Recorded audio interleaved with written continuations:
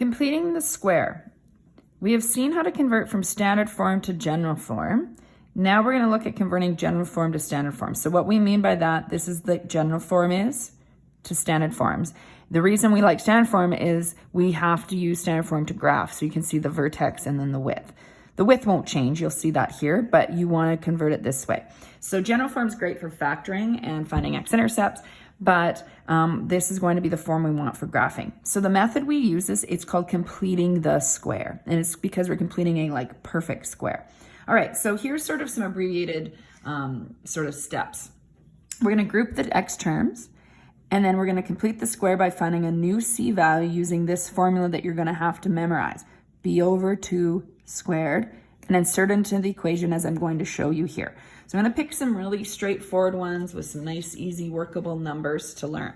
So grouping the x terms just means I'm going to put a set of brackets out here to help me visualize that. And in some, more complicated questions later on, we'll need that step to kind of help us with some of the steps. So let's take a look now. Then I'm going to rewrite it out so I have a space to put in a new c value. So I write it out like this, and I'm going to put plus a blank, close those brackets, and the -5. So all I did was space this out. So what I'm going to do now is I'm going to put in a new c value using b over 2 squared. Your b value is always what's in the brackets here. So remember a, b, c. So this is your b value. Okay, so b over 2 squared is going to be 4 over 2. So you divide first, then you square it. So 4 over 2 is 2. So 2 squared is 4. Sometimes you can do that step in your head, but right now you might be writing it out. All right, so that's what goes here is 4. Now I can't just throw a random 4 in equation and call it the same equation.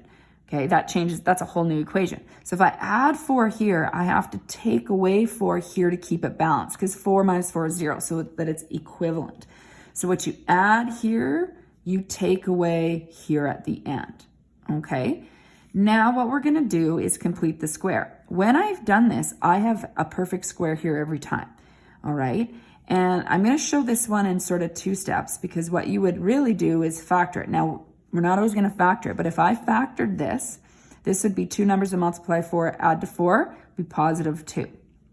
What's going to happen every time if I've completed the square correctly with this formula is these 2 numbers are always going to be exactly the same. Okay, -5 minus 4 is just -9. So because these are the same though, we're just going to write it once and say squared and -9.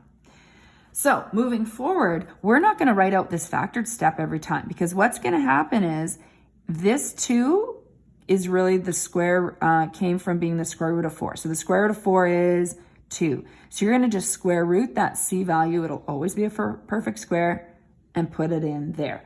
Okay. Not really practical to factor it every time. And what's going to happen is these are going to be fractions quite often, and you're not going to have an easy time factoring it. So you really are going to have to just remember, square root this, it becomes there. If you're asked the vertex, which could be one of the reasons you're asked to do this or to graph it, the vertex would be -2, -9. So I'm only asking that on this one, just so you know. From there, you can graph it, answer equation of axis of symmetry, max min, all those things. Okay,